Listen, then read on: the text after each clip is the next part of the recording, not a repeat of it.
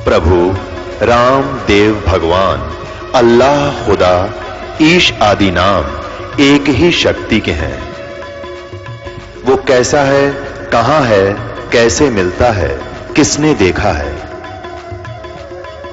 ये प्रश्नवाचक चिन्ह पूर्ण रूप से हटाने के लिए अवश्य सुनिए जगत गुरु तत्वदर्शी संत रामपाल जी महाराज के अमृत वचन, सर्व पवित्र धर्मों के पवित्र शास्त्रों के आधार पर।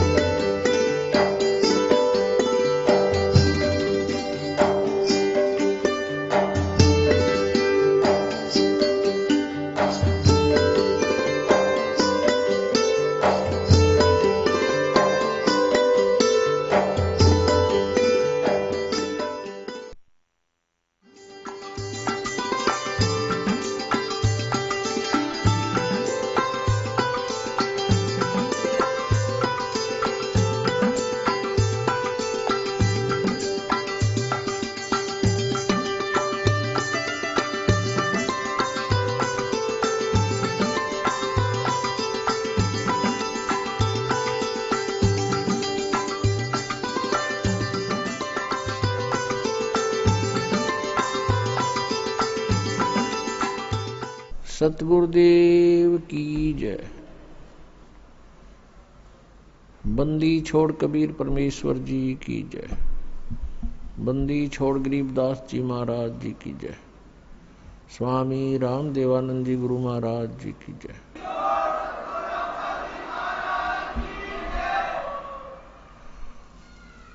गरीब नमो नमो सतपुरुष को नमस्कार, गुरु की नहीं। सुर नर मुनिजन साधुमा संतों सर्वस्दी नहीं। सतगुरु साहेब संत सब डंडो तुम प्रणाम। आगे पीछे मज हुए तिनको जा कुर्बान। नराकार निर्विषम काल जाल भयभंजनम। निर्लेपम निज निर्गुणम अकल अनुपवेशोन्दनम। सोहम सुरति समापतम सकल समाना नीर्तल। उज्ज्वल हिरंबर हरदमम बेपरवा अथाह वार पार नहीं मध्यतम।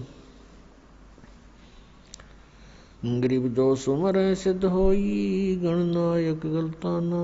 करो अनुग्रह सोई पारस पद परवाना। आदि गणेश मनाऊं गणनायक देवन देवा। चरण कमल लौलाऊं आद्यंत करूं सेवा। परम शक्ति संगीतम रिद्धि सिद्धाता सोई। अवगत गुणे अतीतम सत्पुरुष निर्मोही। जगदम्बा जगदीशम मंगल रूप मुरारी। तन मन अर्पों शीसम भक्ति मुक्ति भंडारी। सुर नर मुनि जन ध्यावे ब्रह्मा विष्णु महेशा। शेष सहस मुख गावे पूजे आदि गणेशा। इंद्र कुबेर सरीखा वरुण धर्म राय जावे। समर्थ जीवन जी का मन इच्छा फल पावे। 33 कोटि आधारा ध्यावे शेष 88। उतरे भव जल पारा कट है यम की फांसी। 33 कोटि आधारा जावे शेष 88। उतरे भव जल पारा कट है यम की फांसी।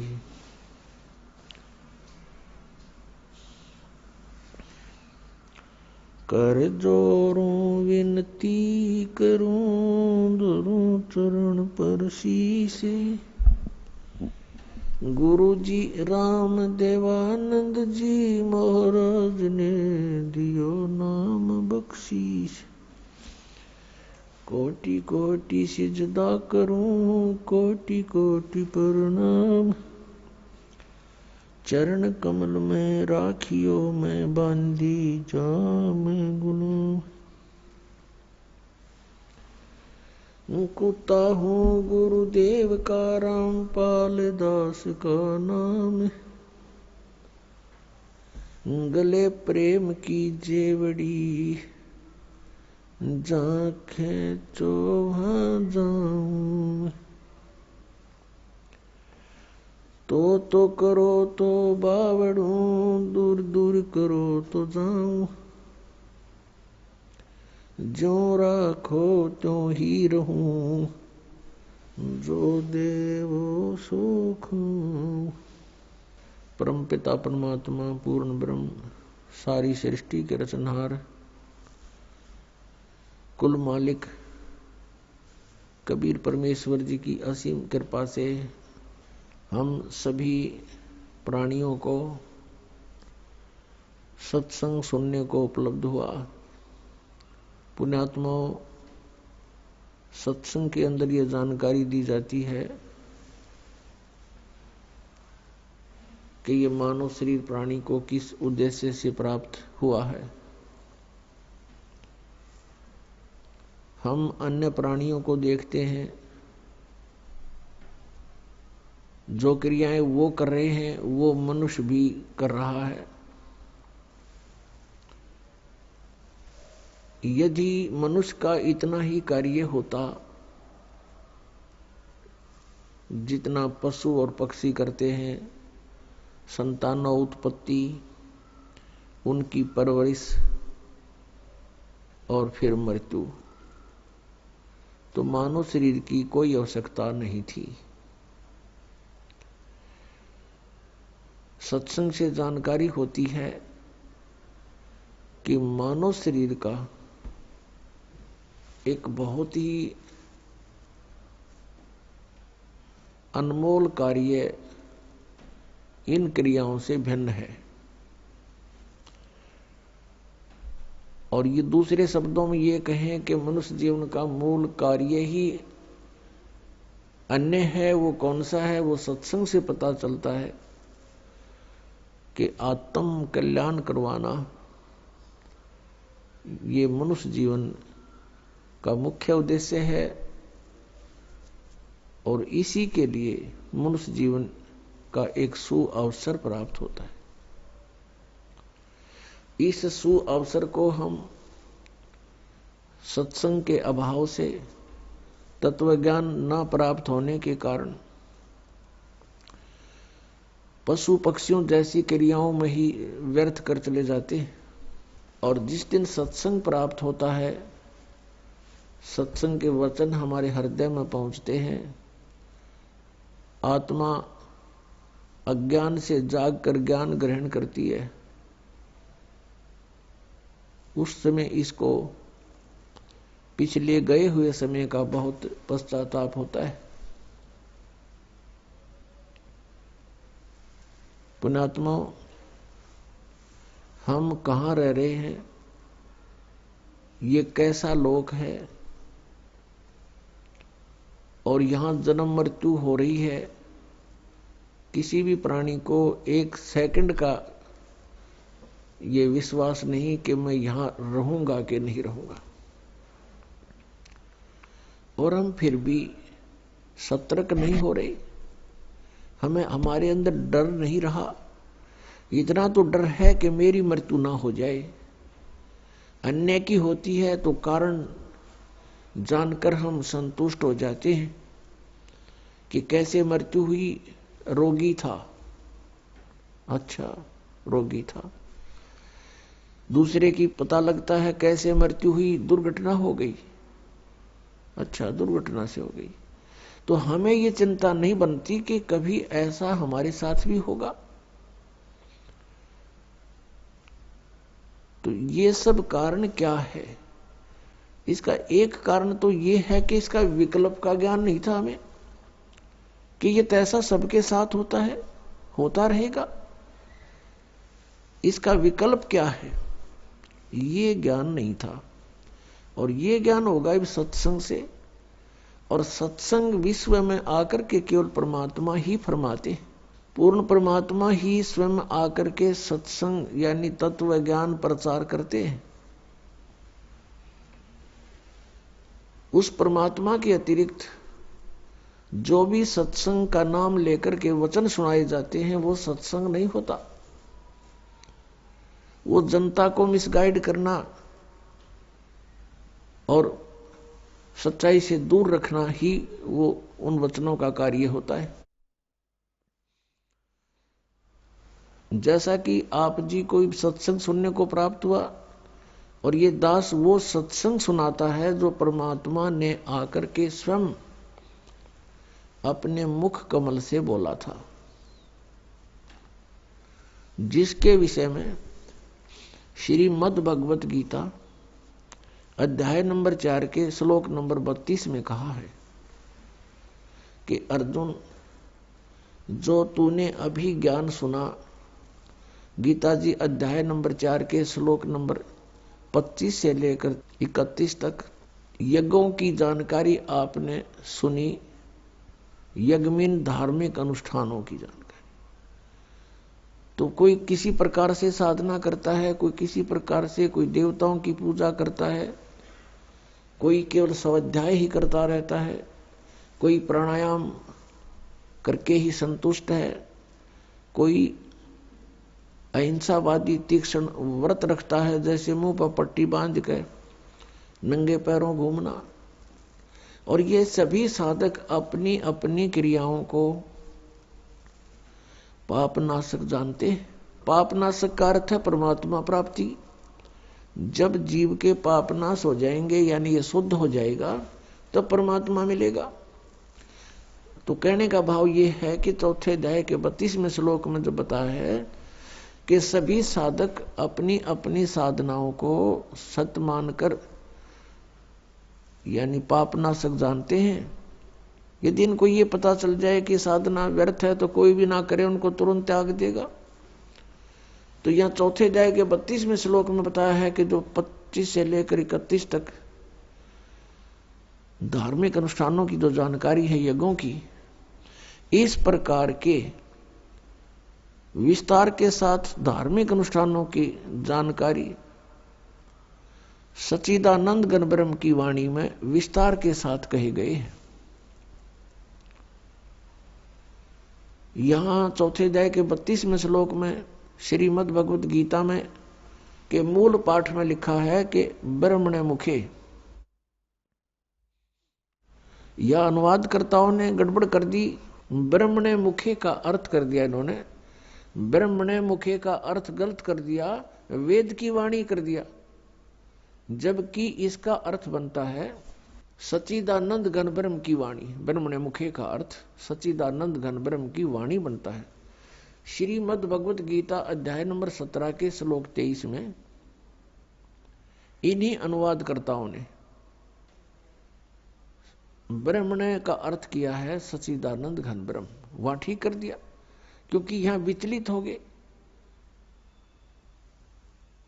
तो चौथे अध्याय के 32वें श्लोक में सच्चिदानंद, इस ब्रह्मणे मुखे का अर्थ जाने सच्चिदानंद घन ब्रह्म की वाणी में। यहां पर मुखे शब्द लिखा है, ब्रह्मणे मुखे। मुखे का अर्थ होता है जो वाणी परमात्मा ने स्वयं यहां धरती पर प्रकट होकर अपने मुख कमल से बोली है, वो है तत्व ज्ञान कबीर वाणी। उस कबीर वाणी में, यहां लिखना था, उस कबीर वाणी में विस्तार के साथ कहे गए हैं। और उनको जानने के बाद फिर तू सर्वथा कर्म बंधन से मुक्त हो जाएगा। तो सच्चिदानंद घन ब्रह्म ने स्वयं आकर के अपनी वाणी में जो ज्ञान दिया है, वो ज्ञान है, शेष अज्ञान है। जैसे अभी तक हम अज्ञान आधार से सुना करते थे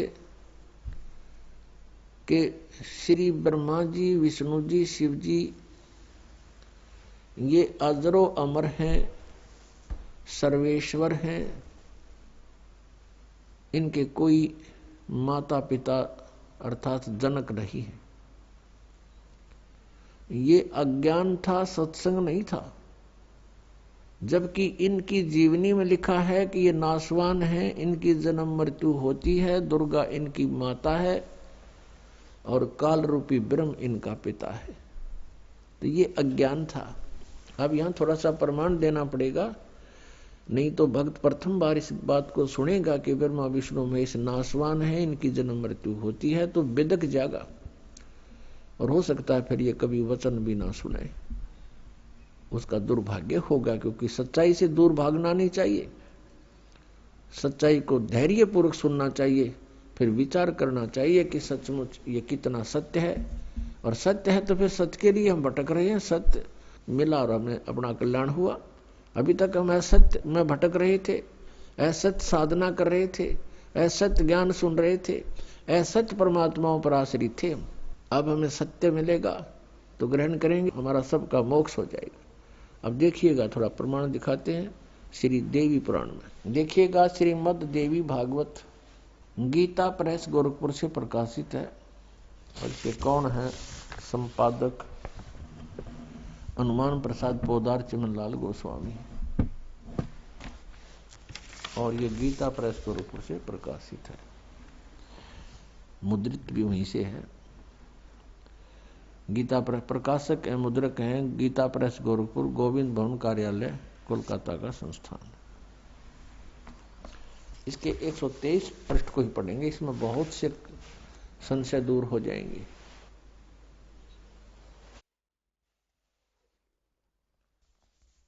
तीसरा स्कंद श्रीमद् देवी भागवत आप पढ़ रहे हैं, 123 पृष्ठ पर देखिएगा। तुम भगवान विष्णु जी अपनी माता दुर्गा के विषय में कह रहे हैं स्तुति करते हुए, तुम शुद्ध स्वरूपा हो, यह सारा संसार तुम इसे उद्भासित हो रहा है। मैं ब्रह्मा और शंकर हम सभी तुम्हारी कृपा से विद्यमान हैं। हमारा आविर्भाव माने जन्म और तिरोभाव माने मृत्यु हुआ करता है। हमारा जन्म और मृत्यु हुआ करता है।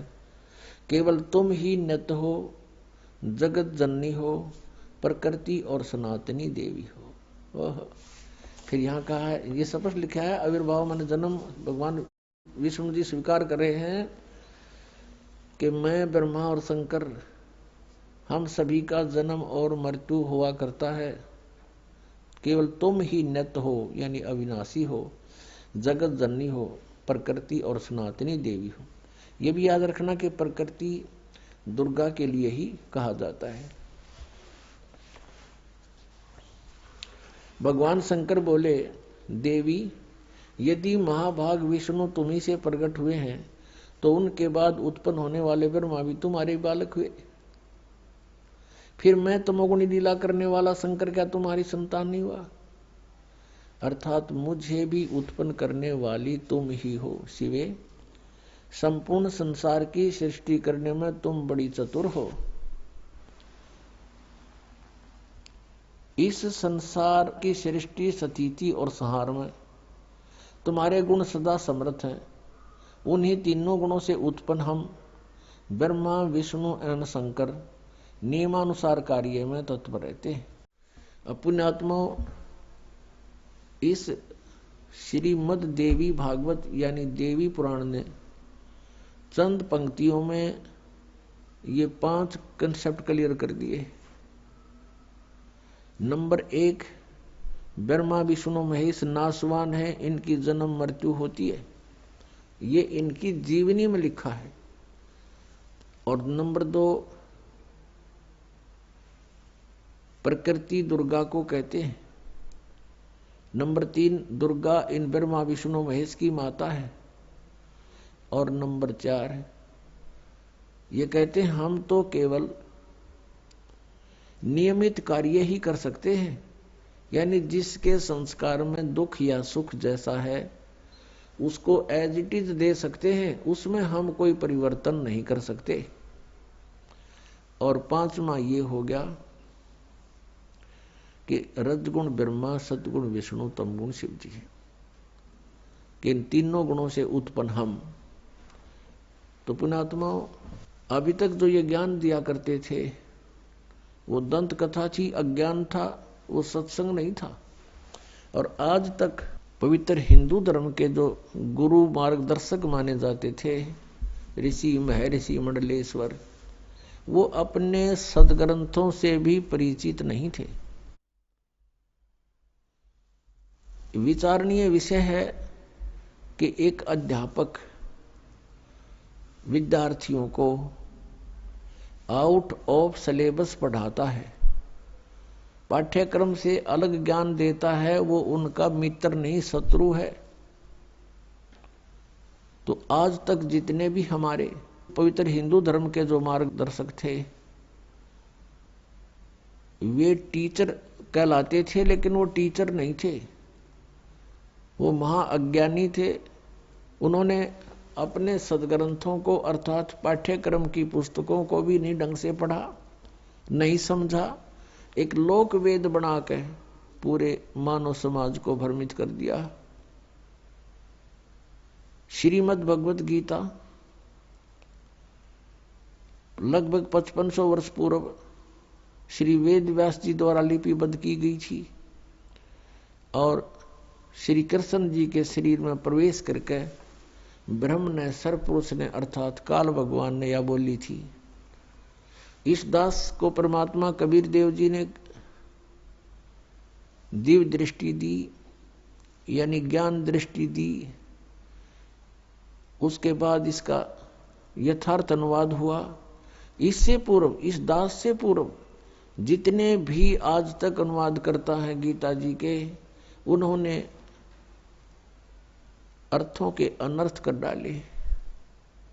उदाहरण के तौर पर 7वें अध्याय के 18वें श्लोक में गीता ज्ञानदाता कहता है कि अर्जुन, ये ज्ञानी आत्मा, जैसे गीता जी अध्याय नंबर 7 के श्लोक नंबर 12 से लेकर 15 तक तो तीनों गुणों, रजगुण ब्रह्मा, सतगुण विष्णु, तमगुण शिव जी की सतिथि बताई है। और यह भी कहा है कि इन तक जिनकी बुद्धि सीमित है, वो अन्य किसी की बात सुनने को तैयार नहीं, वो मेरी भक्ति भी नहीं करते। फिर गीता ज्ञानदाता कहता है ये ब्रह्म सरपुरुष 16वें और 17वें श्लोक में कि मेरी भक्ति भी 4 प्रकार के करते हैं। एक अर्थार्थी, आरत नंबर 2, और नंबर 3 जिज्ञासु, नंबर 4 ज्ञानी। इन तीनों को तो रिजेक्ट किया है, अर्थार्थी, आर्थ और जिज्ञासु को। ज्ञानी के विषय में कहा कि ज्ञानी आत्मा है तो अच्छी, 7वें अध्याय के 18वें श्लोक में, लेकिन ये मेरे वाली ही अनुत्तम गति में स्थित रहे। अब यहां अनुत्तम का अर्थ एक 6ठी कक्षा के बच्चे से पूछ लीजिए। उत्तम माने अच्छा, यानी गुड, और अनुत्तम माने बैड। यदि कोई व्यक्ति कहीं पर बैड का अर्थ, इंग्लिश में बैड का अर्थ और गुड करता है, श्रेष्ठ करता है, तो महामूर्ख है वो।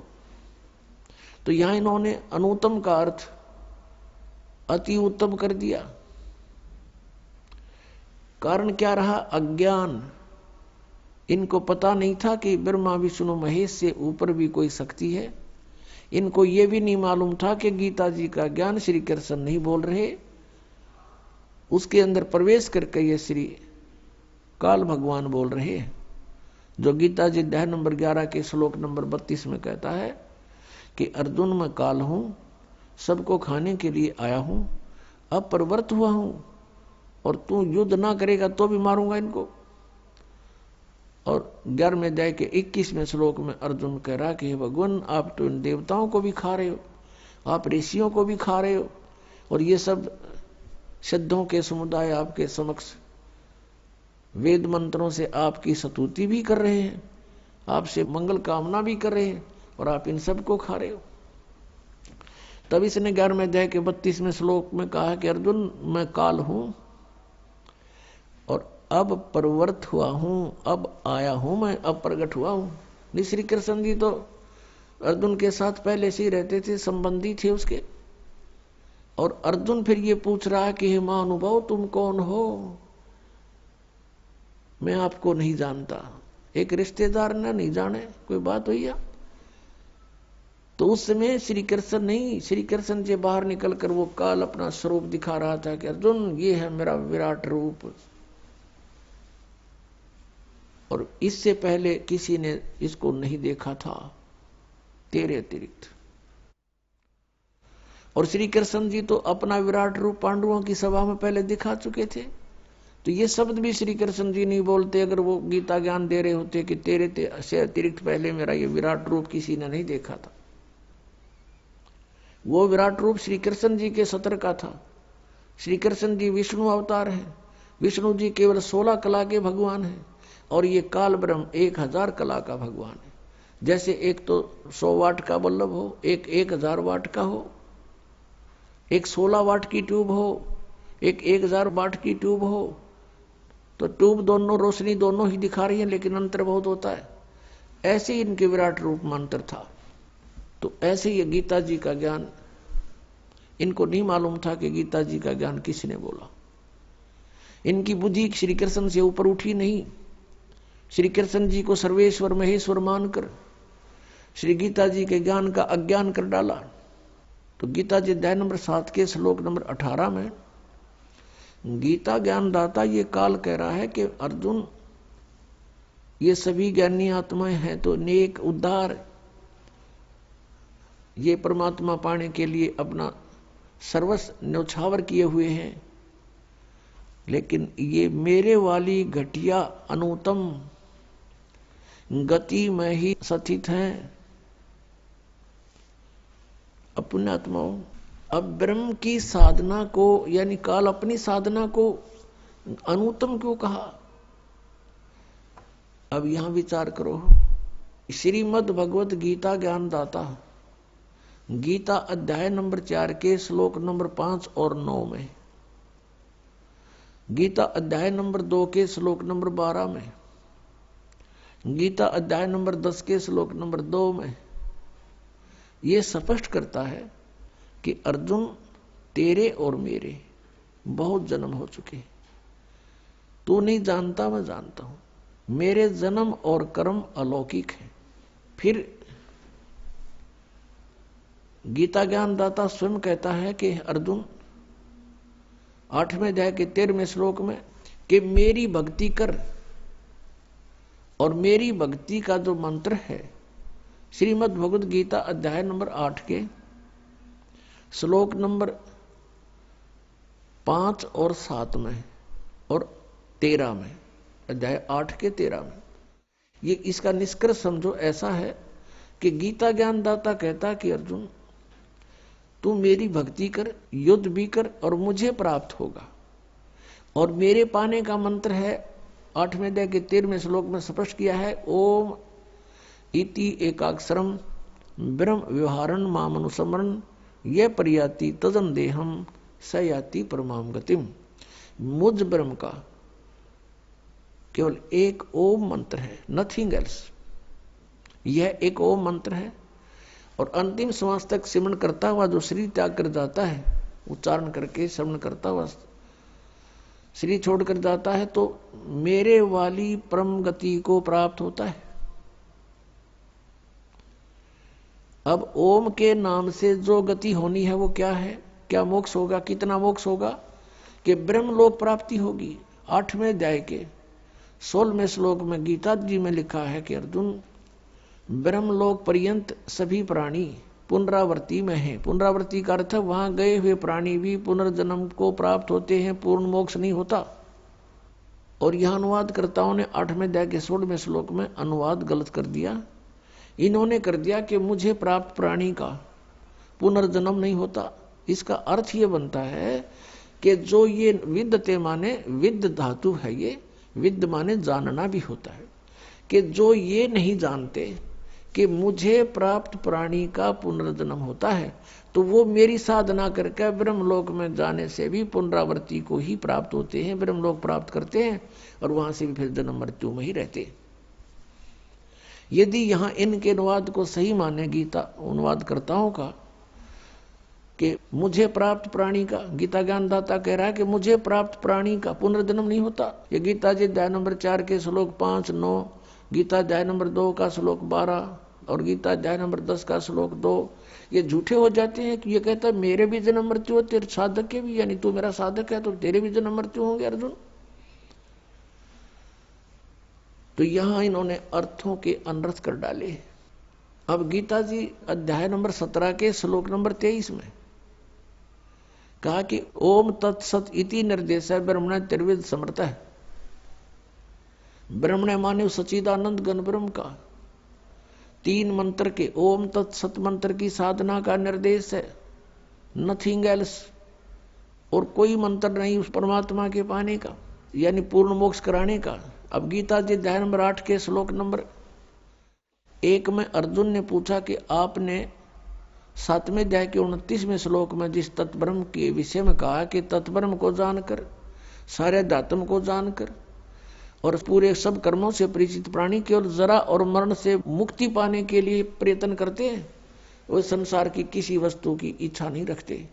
तो 8वें अध्याय के प्रथम श्लोक में पूछा फिर किम तत्ब्रह्म, वो तत्ब्रह्म, वो परमात्मा कौन है, वह परमेश्वर कौन है। 8वें अध्याय के 3रे श्लोक में गीता ज्ञानदाता ने कहा कि वो परम अक्षर ब्रह्म है, यानी गीता ज्ञानदाता से कोई अन्य है वो। और फिर 15वें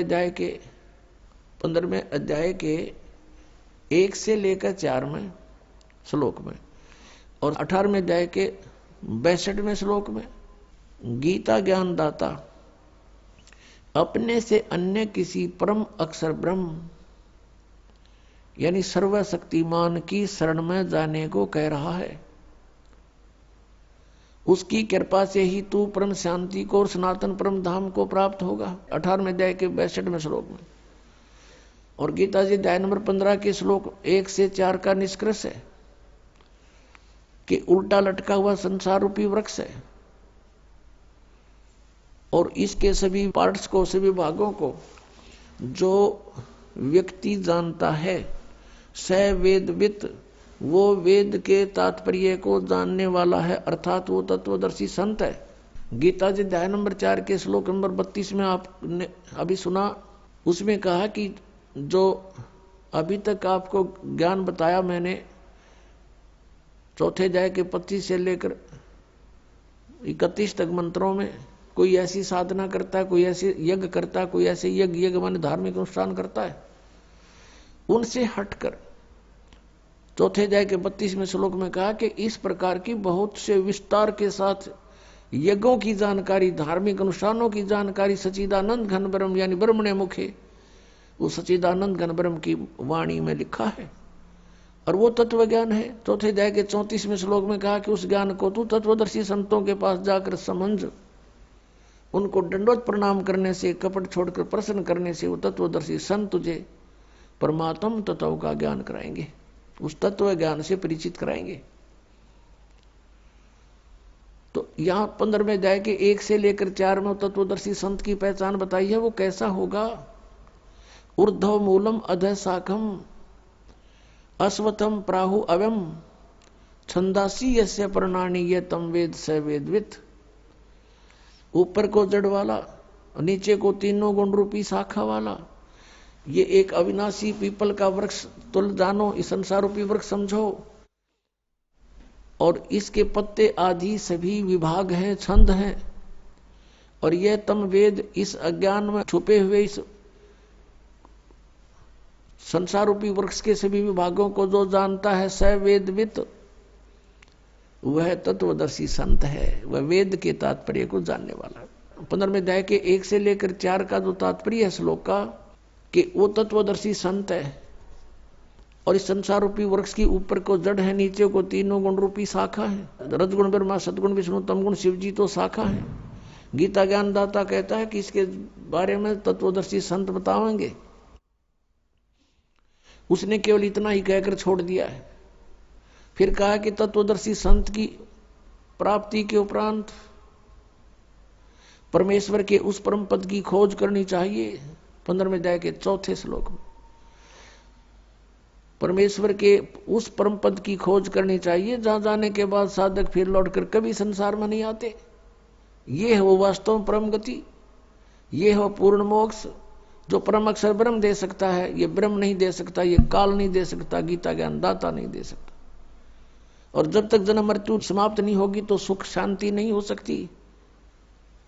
इसलिए गीता जी अध्याय नंबर 18 के श्लोक 62 में कहा कि अर्जुन तू सर्वभाव से उस परमेश्वर की शरण में जा और उस परमेश्वर की कृपा से ही तू परम शांति को और शाश्वतम स्थानम यानी सनातन परम धाम को प्राप्त होगा। वो है वो परम पद, जहां जाने के बाद कभी लौटकर संसार में नहीं आते। वो सत्यलोक है, शाश्वत स्थान, सदा रहने वाला स्थान, यानी सत्यलोक। हम फिर लौट कर आते हैं 7वें अध्याय के 18वें श्लोक पर। गीता जी अध्याय नंबर 8 के श्लोक नंबर अब 1 में अर्जुन ने पूछा कि किम तत्परम, उसका उत्तर दिया 3रे श्लोक में 8वें अध्याय के में कि वो परम अक्षर ब्रह्म है। 8वें अध्याय के 5 और 7 में तो गीता ज्ञानदाता कहता है मेरी भक्ति कर मुझे प्राप्त होगा, लेकिन युद्ध करना ही पड़ेगा। यानी यहां शांति नहीं, ओम से शांति कभी नहीं हो सकती। ओम के जाप से जन्म मृत्यु सदा रहेगी, और कर्म ये युद्ध करना ही पड़ेगा। फिर 8वें अध्याय के 8, 9, 10 में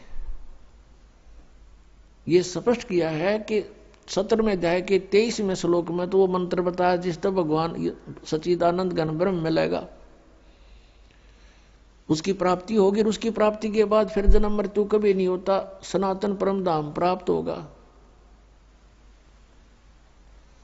तो यहां बताया कि उसकी भक्ति जो करता है, तत्वदर्शी संत की खोज करके, तत्वदर्शी संत से ये उपदेश प्राप्त करके, ओम तत्सत का, ओम तत्सत ये जाप नहीं है। ओम तो सीधा सरपुरुष का, ब्रह्म का, और तत् और सत ये सांकेतिक है। तत् है ये अक्षर पुरुष का, और सत है ये परम अक्षर ब्रह्म का, परम अक्षर पुरुष का, जो 8वें अध्याय के 3रे श्लोक में जिसके विषय में जानकारी दी। श्रीमद् भगवद गीता अध्याय नंबर 15 के श्लोक नंबर 16 और 17 में 3 पुरुष हैं, सरपुरुष अक्षर पुरुष। 16वें श्लोक में कहा कि सरपुरुष और अक्षर पुरुष ये 2 प्रकार के प्रभु हैं, परमात्मा हैं। वास्तव में परमात्मा नहीं है, लेकिन इनको भी परमात्मा कहते हैं। ये इनके अंतर्गत जितने प्राणी हैं और इनके सभी के स्थूल शरीर यानी नाशवान है, ये भी नाशवान है, दोनों प्रभु यानी पुरुष, और इनके अंतर्गत जितने प्राणी वो भी नाशवान है। जीवात्मा तो किसी की भी नहीं मरती, वो तो गधे कुत्ते की भी ना मरती। अब 15वें अध्याय के 17वें श्लोक में फिर कंसेप्ट क्लियर कर दिया कि उत्तम पुरुष है तू अन्य। उत्तम पुरुष वो श्रेष्ठ परमात्मा, वो परम अक्षर ब्रह्म की तरफ संकेत है, जो संसार रूपी वृक्ष की मूल है, और उस मूल से सबको आहार प्राप्त होता है। पूरे संसार रूपी वृक्ष का उसी से पोषण होता है, वृद्धि को प्राप्त होता है। तो 15वें अध्याय के 17वें श्लोक में गीता ज्ञानदाता कह रहा है कि वो उत्तम पुरुष तो अन्य, और परमात्मा इति उदाहरते, जिसको परमात्मा कहा जाता है। और वो उत्तम पुरुष श्रेष्ठ परमात्मा तो कोई और है 16वें श्लोक में वर्णित इन दोनों सरपुरुष और अक्षर पुरुष से कोई और है। वो कौन है? वो परम अक्षर पुरुष है। परम अक्षर ब्रह्म कहो, परम अक्षर पुरुष कहो, उसको पूर्ण ब्रह्म कहो, या उसको सत्य पुरुष कहो। सत्य माने अविनाशी, पुरुष माने प्रभु। और वही यह लोक चरण आविष्य विवर्ती, वही तीनों लोकों में प्रवेश करके सबका धारण पोषण करता है। अवय ईश्वर है, वो है वास्तव में अविनाशी परमेश्वर, वो है वास्तव में अविनाशी परमेश्वर। अब 8वें अध्याय के 8, 9, 10 श्लोक में स्पष्ट किया है कि अर्जुन जो उस परम अक्षर ब्रह्म की साधना करता है, जो 8वें अध्याय के 3रे श्लोक में गीता ज्ञानदाता जिसके विषय बता रहा है, उसकी जो भक्ति करता है उस मंत्र से, जो तत्वदर्शी संत से प्राप्त करके, वो फिर उसी को प्राप्त होता है। उसको प्राप्त होता है तो वो अविनाशी परमात्मा है, वो तो सतलोक में रहता है, सनातन परम धाम में रहता है। तो इस प्रकार जीव का मोक्ष होता है। अब हमारी पवित्र श्रीमद् भगवद गीता ये ज्ञान दे रहा है, और गीता ज्ञानदाता अपनी साधना को अनुत्तम बता रहा है, और ये अज्ञान आधार से अनुवाद करता हमारे गुरु, पूर्व के गुरु जो थे अज्ञानी, इन्होंने अनुत्तम का अर्थ ही अति उत्तम कर डाला 7वें अध्याय के 18वें श्लोक में और 7वें अध्याय के 24वें श्लोक में। इन अनर्थ कर डाले। 18वें अध्याय के 66वें श्लोक में गीता ज्ञानदाता कहता है कि सर्वधर्मान परित्यज माम, मेरे सतर की जितनी भी धार्मिक क्रियाएं हैं, अनुष्ठान हैं, वो मुझ में त्याग दे, यानी मुझे सौंप दे। जैसे ओम तत् सत में 3 मंत्र है। ओम तत् ये सांकेतिक है, सत भी सांकेतिक है। ओम तो ब्रह्म का है। कहते मेरे सतर की जितनी पूजाएं तूने की हैं वो मुझे दे दे, और उसके पश्चात उस परमेश्वर की एकम शरणम व्रज, एकम जिसके बराबर दूसरा ना हो, अद्वितीय सर्वशक्तिमान यानी परम अक्षर ब्रह्म, उसकी शरण में व्रज माने जाना होता है। इन अज्ञानियों ने सबने व्रज माने आना कर रखे, आजा मेरी शरण में आजा। फिर ये गीता ज्ञानदाता कहता है कि अहम तवा सर्व पापे भो मोक्षामि मा शुच, फिर मैं तुझे सब पापों से मुक्त कर दूंगा, तू चिंता ना कर। हम क्या करते रहे, जैसे तत्व ज्ञान के अभाव से परम संत मिले नहीं, ओम नाम का जाप, और गीता जी अध्याय नंबर 3 के श्लोक नंबर 10 से लेकर 15 में जो अनुष्ठानों की जानकारी दी है यज्ञों की, वो 500 यज्ञ करते रहे, ओम नाम का जाप करते रहे, और इसके प्रतिफल को हम ब्रह्मलोक प्राप्त करके वहां भोगते रहे। और ब्रह्मलोक में जाने के बाद फिर हम वापस जन्म मृत्यु में रहे, हमारे ऊपर ये दंड बना रहा, और पाप के आधार से हम नरक भी जाते रहे। अब जब हमें परम अक्षर ब्रह्म मिल जाते हैं, उस सतनाम के जाप से, 2 अक्षर के सतनाम के जाप से हमारे पाप नाश हो जाते हैं। और हम क्या करते रहे, पुण्य तो हम स्वर्ग में खाते, और पापों को भोगने के लिए इसने नरक बना रखा, उस नरक में हम भोगते, दुख पाते, दंड पाते, और फिर 84 लाख योनियों के कष्ट भी भोगने पड़ते। यहाँ का ऐसा विधान है। तो ये क्या कहता है कि जब तू उसकी शरण में चला जाएगा तो मेरे सतर का जो अपना पुण्य था वो बर्बाद कर देते थे, उस पुण्यों को हम इसको दे देंगे। हम इसके ऋणी हैं। कैसे ऋणी हैं कि इस काल भगवान ने 70 युग तपस्या करके और 64 युग एक, तब इसने ये 21 ब्रह्मांड प्राप्त किए थे परम अक्षर ब्रह्म से, इस सरपुरुष ने, सरब्रह्म ने। और ये आप देख रहे हैं पृथ्वी कैसे घूम रही है, ये स्वयं भी घूम रही है ऐसे, और ये ऐसे भी घूम रही है। हम इसमें अपनी गलती से, अपनी मर्जी, इसके साथ बैठकर आगे इसके विमान में, यहां आगे हम 16 शंख कोश की दूरी पे। अब यहां आने के बाद इसने हमारा दुरुपयोग किया। हम जो पूंजी लेकर आए थे, हम बड़े सेठ साहूकार के पुत्र थे, परम अक्षर ब्रह्म के पुत्र पुत्री थी, और हम बहुत धनी थे। हम अपनी पूरा पूंजी लेकर साथ आए थे। उस पूंजी को इसने टैक्स लगाया हमारे ऊपर, ऊपर स्वर्ग रखे, जैसे महास्वर्ग बना रखा ऊपर, उसमें रखे, और वहां के चार्जेस रख दिए, इतने चार्ज होंगे प्रतिदिन के। तो ये उससे अपना काम चला रहा है। अब जैसे इस पृथ्वी पर हम आए, ये पृथ्वी घूम रही है विमान की तरह, तो इसका जो चार्ज इसने रख रखा है वो चार्ज हमसे लेता है। अपने आत्माओं जैसे एक बार ये दास यहां से दिल्ली से पुणे गया था जहाज में, एयरप्लेन में, तो वहां से वहां तक का किराया लगभग 6000 रुपये था, और उसके अंदर ही सारा चाय पानी खाना सारी व्यवस्था करते हैं। और वो 2.25 घंटे लगे वहां से दिल्ली से लेकर पुणे तक के, 2.25 घंटों के उसने 6000 रुपये चार्ज किए। और हम बैठे इसके विमान में, किराया कितने दिन तक, तो ये कहता मेरा किराया दे मुझे, जब छोड़ूं तुझे, हम फिर इसका किराया दे देंगे इसको। अब फिर हम इसके जो पूंजी को बर्बाद करते थे वो ना करके इसका जितना चार्ज है इस भक्ति का, इसके सतर की भक्ति का, इसको दे देंगे।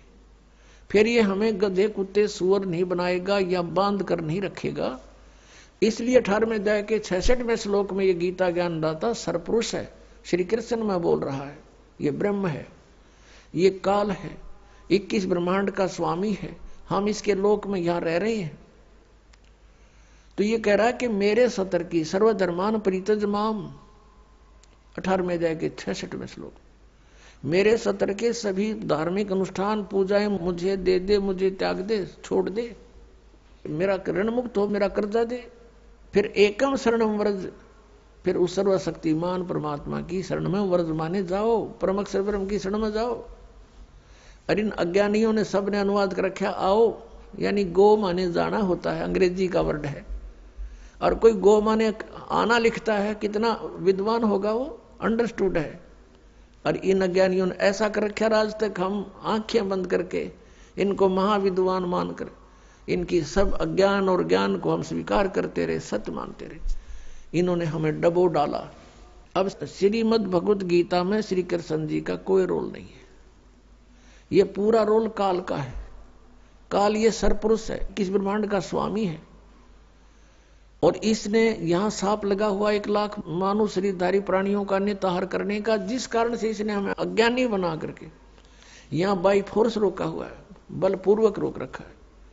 सब कार्य बलपूर्वक करवाता है। हमारे अंदर ऐसा इसने फीड कर दिए गुण कि हम ये प्राणी विवश होकर के उनके वश कार्य करता है। जैसे कोई शराब भांग पी लेता है, फिर उस जीव के बस का नहीं रहता, वो कैसी गतिविधि करे। तो ऐसे हमारे साथ इसने कर रखा है। बच्चे उत्पन्न कराता है, खाता है आप, जैसे कसाई बकरियों को इकट्ठा छोड़ देता है, वो संतान उत्पत्ति करते हैं अपनी वासना के वश होकर के, और उन बच्चों में उनकी खूब ममता भी होती है, और काल उनको कसाई खाता है और वो उनको अपने बच्चे मानते रहते हैं। यही सतीथि परमात्मा कबीर जी ने बताई कि तुम यहाँ कसाई के लोक में रह रहे हो, इस काल के लोक में रह रहे हो, और यहां तुम्हारी जन्म मृत्यु कभी समाप्त नहीं हो सकती, और ये दुख तुम्हें सदा बने रहेंगे। चाहे स्वर्ग में जाओ चाहे महास्वर्ग में जाओ, इसके में वहां पूरा होते ही समय वापस फिर यहां लौट कर आना पड़ेगा। तो प्रसंग चल रहा है कि हम यहां उसी पर आते हैं कि 7वें अध्याय के 18वें श्लोक में गीता ज्ञानदाता ने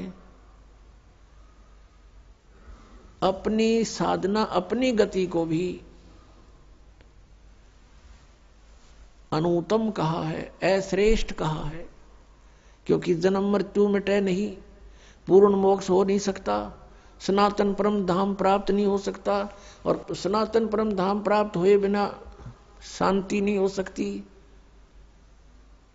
तो वो गति फिर व्यर्थ है, यूजलेस है, अनुत्तम है, घटिया है।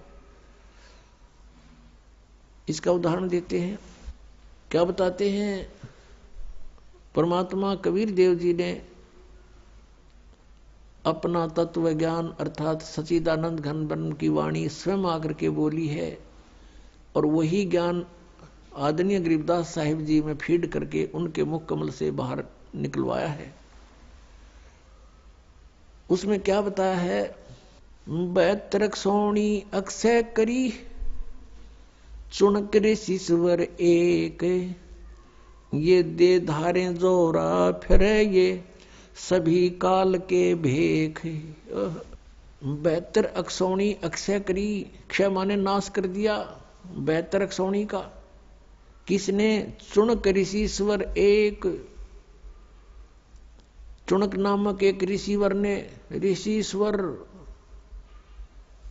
ऋषिश्वर देख कितनी गहरी शब्द लाया हमारे लेकिन इनके साथ।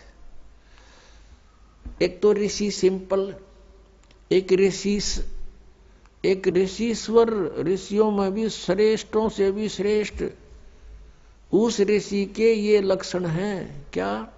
कि 72 अक्षौणी मानदाता चक्रवर्ती राजा की 72 अक्षौणी का नाश कर दिया, खा गया, अक्षय करी। 72 अक्षौणी अक्षय करी, चुनक ऋषि स्वर एक, ये दे धारे जोरा फिरे, ये सभी काल के बेख। दे धारे जोरा, जोरा माने मौत।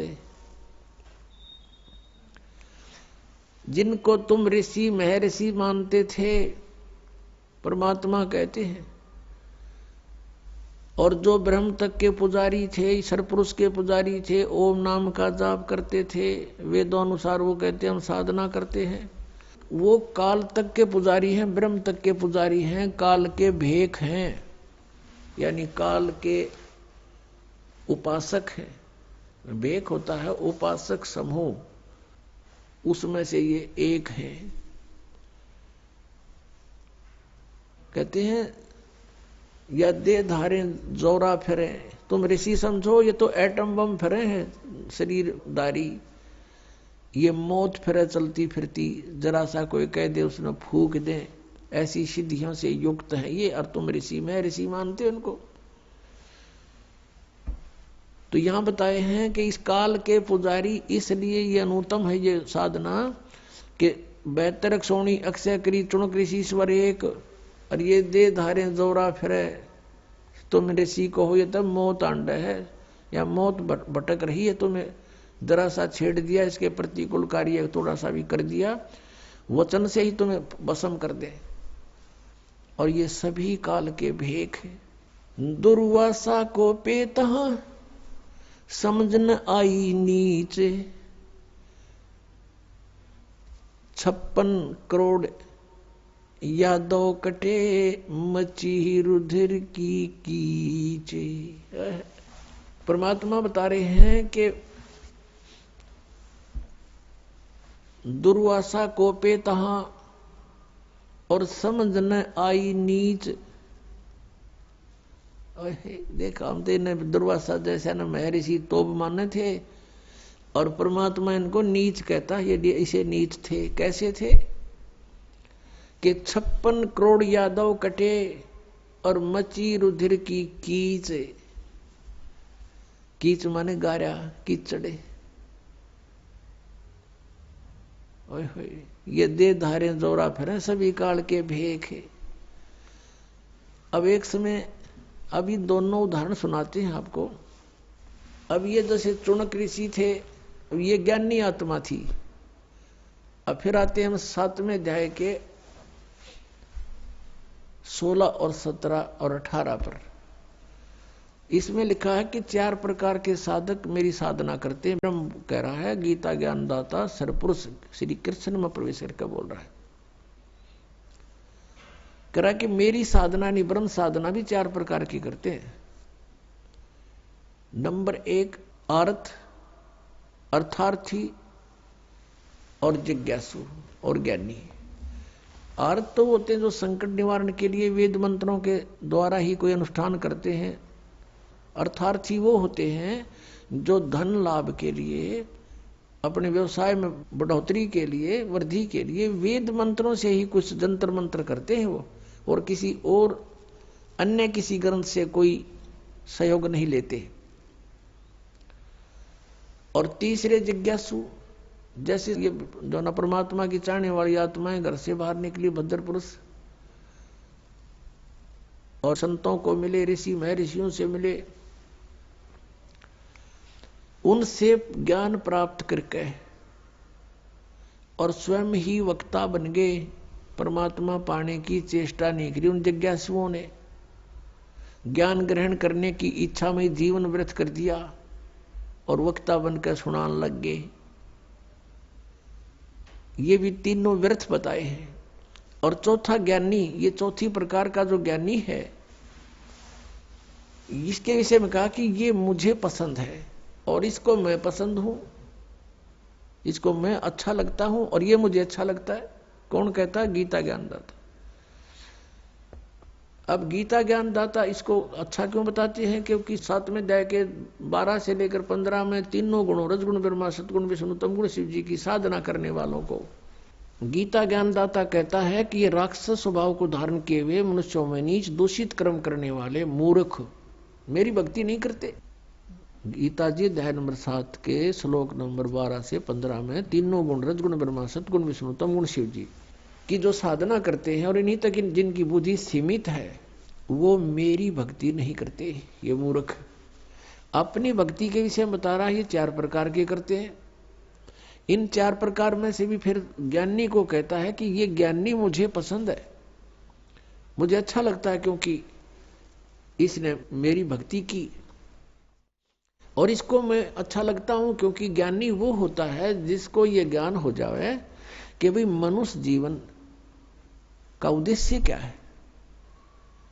उसको उद्देश्य का पता लगता है कि इस उद्देश्य केवल यही है कि मोक्ष हो, जन्म और मृत्यु से छुटकारा हो। और वेदों में लिखा है कि जन्म और मृत्यु का छुटकारा तो केवल परम अक्षर ब्रह्म की शरण में जाने से होगा। एक विचार करना पुण्यात्माओं, जैसे अभी आपको सुनाया कि 18वें अध्याय के 62वें श्लोक में कहा है कि अर्जुन तू सर्वभाव से उस परमेश्वर की शरण में जा, उसकी कृपा से ही तू परम शांति को और सनातन परम धाम को प्राप्त होगा। गीता जी अध्याय नंबर 15 के श्लोक नंबर 1 से 4 में कहा कि उल्टे लटके हुए संसार रूपी वृक्ष को जो जानता वो तत्वदर्शी संत है, उसके सभी भाग बता देता है। तो उसके पश्चात परमेश्वर के उस परम पद की खोज करनी चाहिए तत्वदर्शी संत की प्राप्ति के उपरांत। जहां जाने के बाद साधक फिर लौटकर कभी संसार में नहीं आते और अपनी जानकारी चौथे अध्याय के 5वें और 9वें श्लोक में, दूसरे अध्याय के 12वें श्लोक में, 10वें अध्याय के दूसरे श्लोक में गीता ज्ञानदाता कहता है, अर्जुन तेरे और मेरे बहुत जन्म हो चुके, तू नहीं जानता मैं जानता हूं। तो इसे सिद्ध हो गया कि वो अपने से किसी अन्य परम अक्षर ब्रह्म की तरफ संकेत करा कि उसकी शरण में जाने से मोक्ष होगा। तो इन ज्ञानी आत्माओं ने वेदों को पढ़ा, क्योंकि श्रीमद् भगवद गीता चारों पवित्र वेदों का सारांश है, कोड वर्ड इसमें अधिक है और उसको तत्वदर्शी संत ही जान सकता है। गीता ज्ञानदाता भी अपरिचित है, उसने ऑप्शन छोड़ दिया है कि तत्वदर्शी संत बताएगा। तो इन ज्ञानी आत्माओं को जिन्होंने वेदों को पढ़ा, उसमें उनको ये जानकारी होगी कि तीनों गुण की भक्ति नहीं करनी चाहिए, इसे मोक्ष नहीं हो सकता। फिर उनको ये भी ज्ञान हुआ कि मनुष्य जीवन केवल मोक्ष प्राप्ति के लिए प्राप्त है। फिर इनको वेदों से ये भी जानकारी हुई कि पूर्ण मोक्ष तो उस समर्थ शक्ति से होगा, पूर्ण परमात्मा से होगा। अब चारों वेदों में केवल वे ऑफ वर्शिप तो ब्रह्म तक की है और जानकारी परम अक्षर ब्रह्म की अत्यधिक है। अब इनको तत्वदर्शी संत नहीं मिला, ऋषियों को, ज्ञानियों को। उन्होंने स्वयं निष्कर्ष निकाला श्री ब्रह्मा जी से डिस्कस करके, क्योंकि श्री ब्रह्मा जी को चारों वेद प्राप्त हुए थे सागर मंथन में, और ब्रह्मा जी ने वेदों को पढ़ा जैसा उसने समझा, क्योंकि इनकी बुद्धि ब्रह्म के हाथ में है, काल के हाथ में है। और ब्रह्मा जी का जब जन्म हुआ और उसको जब वो युवा हुआ तब तक वो बेहोश था, अचेत था। फिर कमल के फूल पर इसको रख दिया गया, वहां इसको सचेत किया गया। तो इसने देखा मैं कहां से आ गया, मेरा क्या उद्देश्य है। तो इस काल भगवान ने आकाशवाणी करी कि तप करो तप करो। ब्रह्मा जी ने 1000 वर्ष तक तप किया। जब इसमें सिद्धि आ गई, उच्चारज हो गया, तब इसने आकाशवाणी करी कि अब सृष्टि करो। तो वो जो आकाशवाणी थी वह थी तो ब्रह्म की, इस काल की, सरपुरुष की। और ब्रह्मा ने सोच लिया ये परमात्मा की आकाशवाणी है, तप करना। ये तो इसको वेद प्राप्त होने से पहले आकाशवाणी हो चुकी थी। फिर जब ये तीनों भाई इकट्ठे हुए, इनको आदेश दिया दुर्गा ने कि जाओ तुम सागर मंथन करो। तो दुर्गा जी के आदेश से तीनों ने, रजगुण ब्रह्मा, सतगुण विष्णु, तमगुण शिव जी ने सागर मंथन किया। प्रथम बार ये 4 वेद निकले, चारों वेद ब्रह्मा को प्राप्त हुए। फिर ब्रह्मा जी ने पढ़ा, तो ब्रह्मा जी ने वेदों में, जैसे यजुर्वेद अध्याय नंबर 40 के मंत्र नंबर 15 में स्पष्ट किया है कि वायु अनिलम बसमांतम अथिदम अमृतम, वायु अनिलम अमृतम अथिदम बसमांतम शरीरम, ओम कर्तु समर किल्वे समर और कर्तुम समर। ओम नाम का जाप काम करते करते सिमरण करो, विशेष कसक के साथ यानी श्रद्धा के साथ सिमरण करो, किलबलाहट के साथ, ररंकार धुन से। यानी एक ऐसे ररंकार धुन, ये नहीं ये नाम देते हैं 5 नाम, उनमें नहीं। ररंकार का अर्थ है जैसे मरता हुआ आदमी अपनी जीवन याचना करता है, ऐसे ऐसे इस मंत्र में श्रद्धा रखे जो भी जाप करे। तो कहते हैं फिर और काम करते करते सिमरण करो, ओम नाम का जाप करो। तो ऋषियों ने ये जान लिया कि ओम इज द मंत्र ऑफ कंप्लीट गॉड,